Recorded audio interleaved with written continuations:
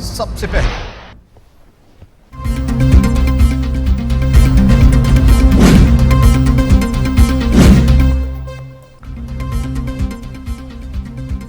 ارکان اسمبلی کے تحفظات کا معاملہ، وزیر اعظم متحرک، قومی اسمبلی چیمبر میں اراکین اسمبلی سے ملاقاتیں، ارکان اسمبلی کے وزیر اعظم سے گلے شکوے، وزیر اعظم کے ارکان کو تحفظات دور کرنے کی یقین دہانی، کہا اراکین اسمبلی کے تحفظات دور اور اتحادیوں کو ساتھ لے کر چلیں گے۔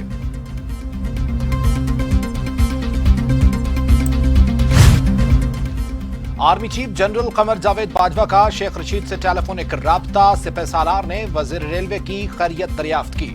شیخ رشید جنرل قمر جاوید باجوہ کے مشکور، کہا خیریت دریافت کرنے پر آپ کا مشکور ہوں۔ جنرل باجوہ کا شیخ رشید کو 2 ہفتے آرام کا مشورہ۔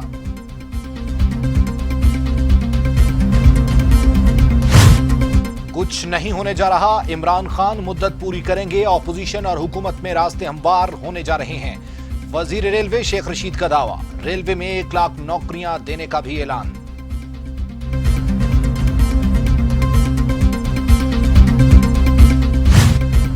بھارت کشمیریوں پر مظالم ڈھا رہا ہے، کشمیر میں مسلم نوجوانوں کا ماورائے عدالت قتل عام کیا جا رہا ہے، کشمیری عوام 5 اگست سے لاک ڈاؤن کا شکار ہے، کورونا سے کشمیریوں کے مسائل میں مزید اضافہ ہو گیا، وزیر اطلاعات شبلی فراز کا کشمیر کانفرنس میں اظہار خیال۔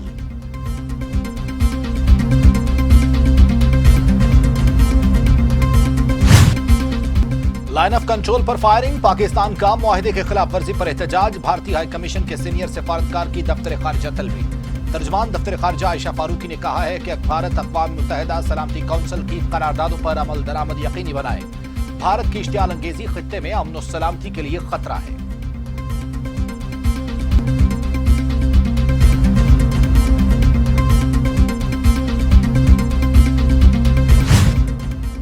سابق امیر جماعت اسلامی سید منور حسن انتقال کر گئے، طویل عرصے سے علیل اور مقامی ہسپتال میں زیر علاج تھے، نماز جنازہ کل بعد نماز ظہر ادا کیا جائے گا۔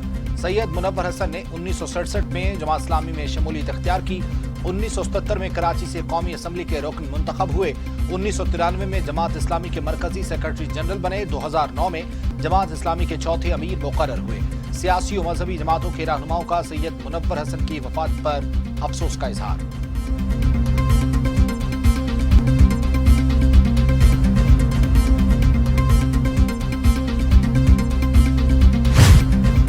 بلاول بھٹو زرداری کا شہباز شریف سے ٹیلی فونک رابطہ، ملک کی مجموعی صورتحال پر تبادلہ خیال، دونوں رہنماؤں کا بجٹ کو مکمل طور پر مسترد کرنے اور آل پارٹیز کانفرنس بلانے پر اتفاق، بلاول بھٹو کی شہباز شریف کی جلد صحت یابی کے لیے دعا، قائد حزب اختلاف کا آصف زرداری کے لیے نیک تمناؤں کا اظہار۔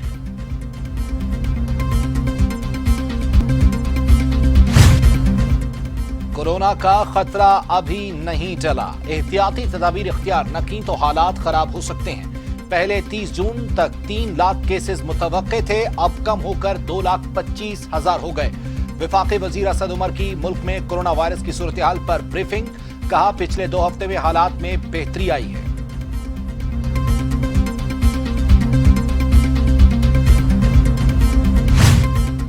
وفاقی وزیر تعلیم شفقت محمود کہتے ہیں 15 جولائی سے تعلیمی ادارے کھولنے کا کوئی فیصلہ نہیں ہوا، 2 جولائی کو بین الصوبائی وزیر کا اجلاس ہوگا، تمام صوبوں کی مشاورت سے فیصلہ کیا جائے گا۔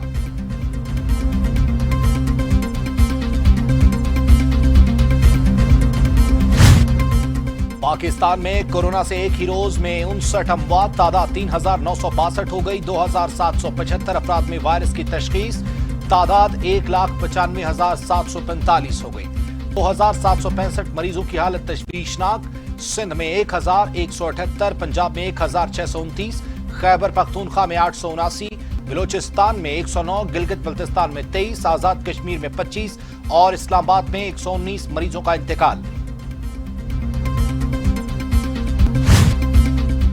دنیا بھر میں کورونا سے 4,87,000 ہلاکتیں، مریضوں کی تعداد 95,65,000 ہو گئی، امریکہ میں 1,26,780، برازیل میں 55,054، برطانیہ میں 43,230، اٹلی میں 34,678، اسپین میں 28,330، فرانس میں 29,752، ترکی میں 5,046، ایران میں 10,130 اور سعودی عرب میں 1,428 اموات۔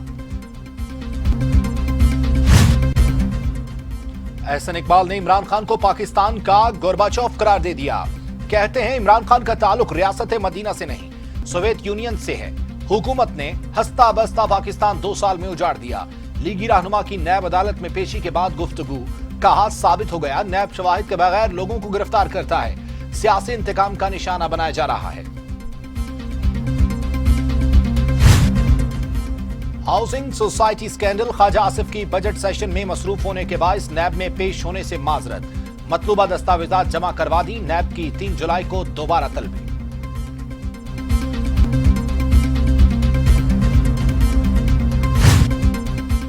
پاک لین ریفرنس. سابق صدر آصف علی زرداری پر فرد جرم کے لیے 6 جولائی کی تاریخ مقرر کر دی گئی.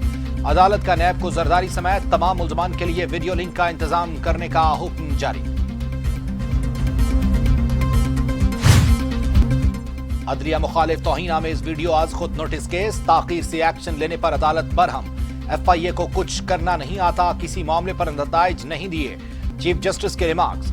ڈی جی ایف آئی اے اور مولانا افتخار الدین مرزا کو نوٹس جاری. سماعت 2 جولائی تک ملتوی کر دی گئی.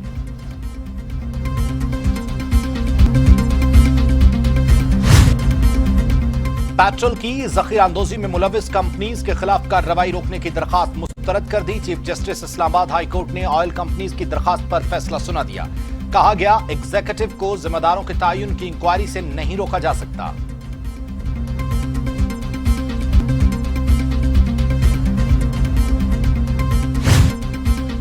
کراچی میں لیاری ایکسپریس وے پل پر تیز رفتار کار 4 افراد کو کچلتی ہوئی پل سے نیچے جا گری.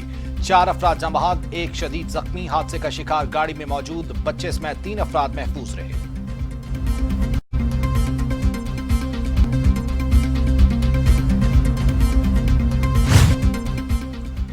پاکستان میں پھنسے بھارتی شہریوں کی مرحلہ وار واپسی. 3 دنوں میں 750 بھارتی شہری اپنے وطن واپس لوٹیں گے. 250 شہری واگا کے راستے بھارت پہنچ گئے. واگا بارڈر خصوصی طور پر کھولا گیا.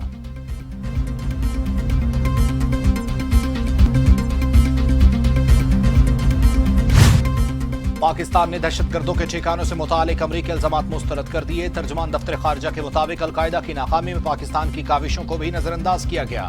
پاکستان میں دہشت گردی کے واقعات میں کمی بلا تفریق کارروائیوں کا ثبوت ہے.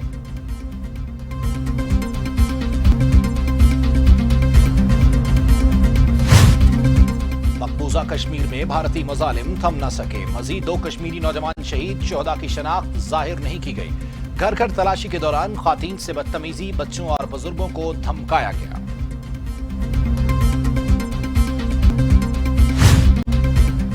چین اور بھارت میں ایک اور محاذ گرم. دولت بیگ گولڈی چین کے پیش قدمی. بھارتی فوج کے پیٹرولنگ سے روک دیا. ڈیپسانگ سیکٹر میں بھی چین نے اپنی پوزیشن مضبوط کر لی. چین نے قراقرم ہائی وے کی حفاظت کی بھی منصوبہ بندی کر لی. لداخ میں کشیدگی نے بھارت میں مقیم چینی شہریوں کے لیے زندگی تنگ کر دی. چینی باشندوں کا گھروں سے باہر نکلنا محال. کاروبار بند کر دیا. چینی شہریوں کو بھارتی قوم پر شدید تشویش لاحق.